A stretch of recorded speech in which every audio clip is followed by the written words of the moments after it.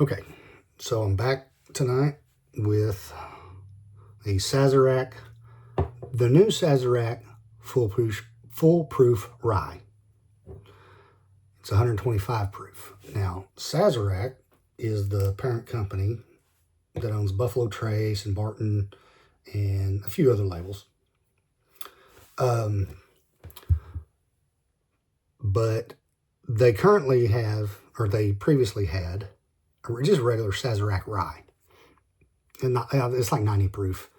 I've heard a lot of good things, and it's one that I've been wanting to try. I've recently seen the light on my opinion of ryes, and I'm starting to really enjoy them. But it's one that I always see something else. And so I just never pulled the trigger on the 90 proof. Well, a few months ago, they released 100 proof. And if I'm not mistaken, that one was released in like 1 liter bottles for like $30, $35. I know it was under 40. I don't remember the exact number, but it wasn't more than 40 for a liter, 100 proof rye.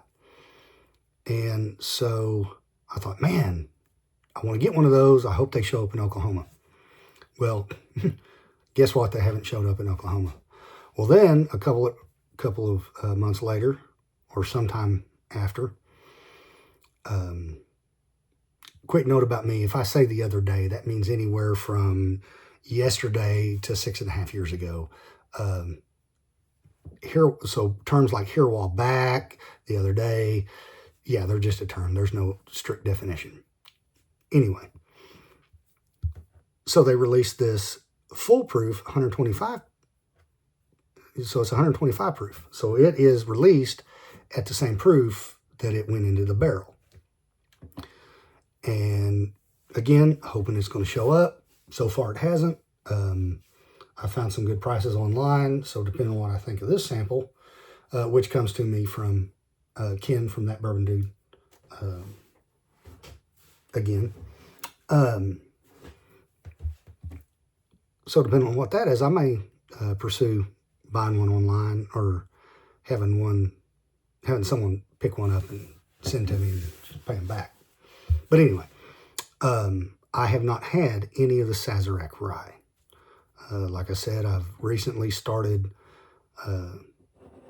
getting into actually experiencing rye and trying it and venturing out into the more, what I would say, more adventurous ryes as opposed to the bourbon drinkers rye, which are all good. But anyway.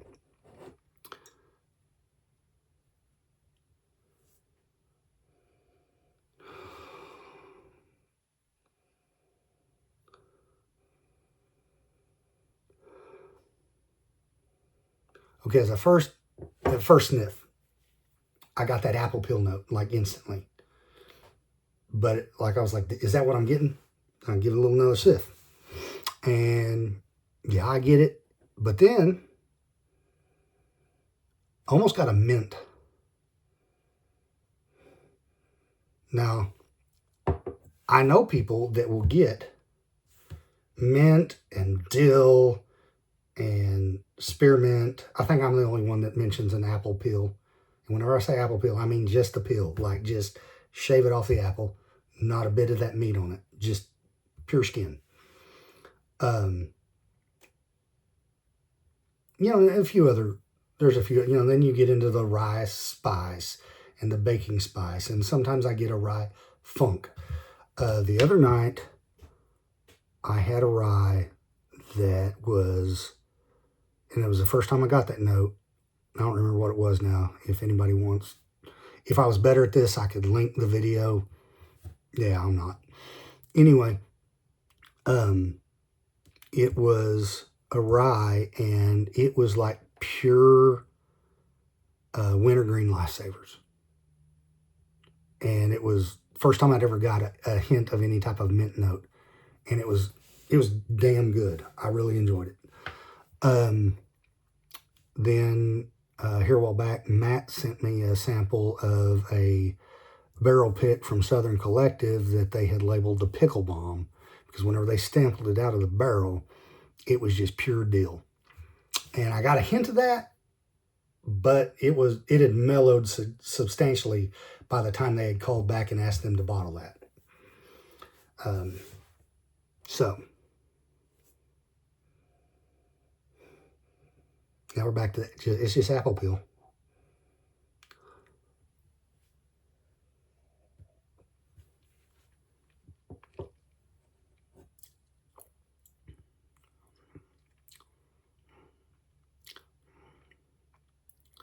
Okay, first sip.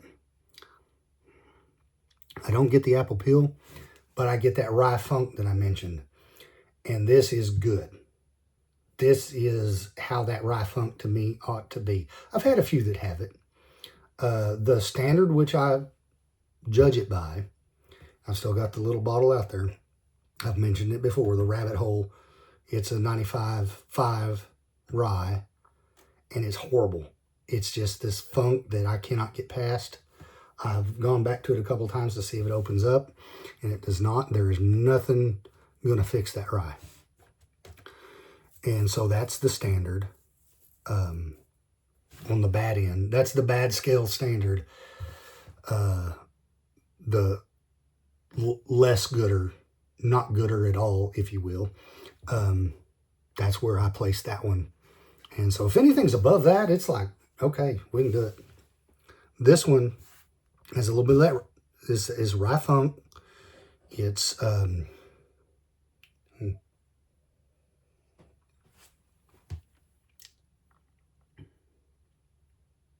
yeah. So far, I'm not getting the apple peel note on the palate. But it may change with a few sips. I am getting that rye funk that is very good. There is some oak and caramel in there.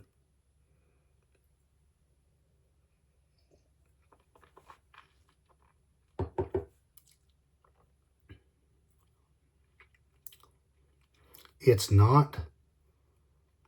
There's only a slight sweetness. There's even a fruity, that mixed fruit that I can't quite place. It's always somewhere between peaches and pears, like a blend. I kind of get that, but maybe not as bright as peaches and pears. Maybe a little bit darker. Maybe throw a plum in the mix, just to darken it up a bit. But there's a fruity note. It's not floral at all. Okay, I was going to say this to have a pour later, but I'm intrigued. And y'all just have to put up with me for a couple extra minutes.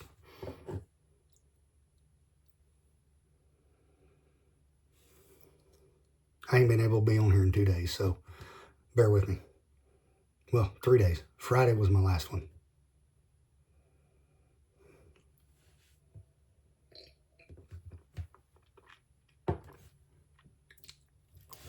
It's very viscous.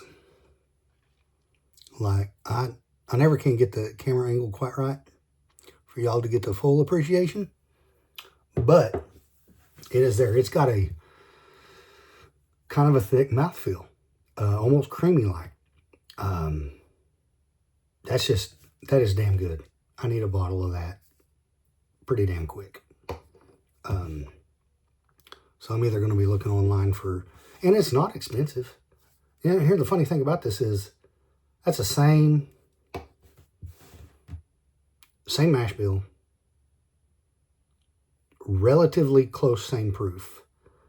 And from what I've heard, damn near close, if not exactly, the same age as Thomas H. Handy, which is a BTAC bottle, which is going to cost you a shitload. And I think that's a sub 40 bottle. If not, it's right around 40. So that's an excellent alternative. I've never had Thomas H. Handy, so don't get me wrong. But every review that I've seen, they're neck and neck. And whenever you add value and availability, that's the winner. So now if someone wants to send me a Thomas H. Handy sample and let me try to prove myself wrong, I'm your Huckleberry.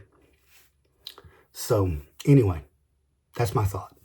I really like this one. This is very good. If you have the opportunity to buy this, buy 2 of them.